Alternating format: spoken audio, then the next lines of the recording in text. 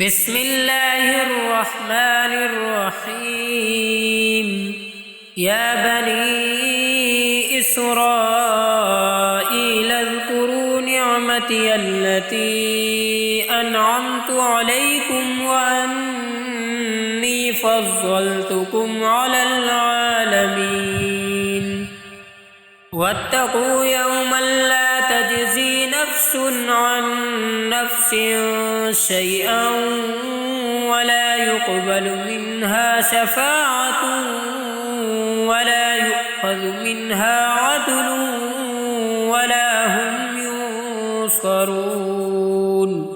وإذ نجيناكم من آل فرعون يسومونكم سوء العذاب يذبحون أبناءكم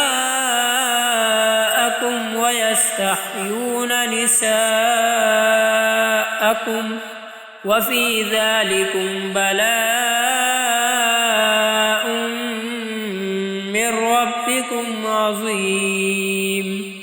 وإذ فرقنا بكم البحر فأنجيناكم وأغرقنا آل فرعون وأنتم تنظرون. وإذ واعدنا موسى 40 ليلة ثم اتخذتم العجل من بعده وأنتم ظالمون. ثم عفونا عنكم من بعد ذلك لعلكم تشكرون. وإذ آتينا موسى الكتاب والفرقان لعلكم تهتدون. وإذ قال موسى لقومه يا قوم إنكم ظلمتم أنفسكم باتخاذكم العجل فتوبوا إلى بارئكم فاقتلوا أنفسكم ذلكم خير لكم عند بارئكم فتاب عليكم إنه هو التواب الرحيم. وإذ قلتم يا موسى لن نؤمن لك حتى نرى الله جهرة فأخذتكم الصاعقة وأنتم تنظرون. ثم بعثناكم من بعد موتكم لعلكم تشكرون.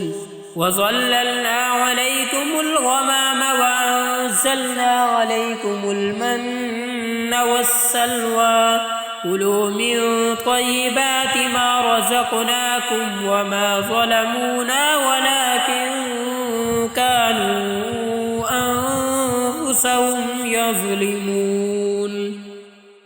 وإذ قلنا ادخلوا هذه القرية فكلوا منها حيث شئتم رغدا وادخلوا الباب سجدا وقولوا حطة نغفر لكم خطاياكم وسنزيد المحسنين.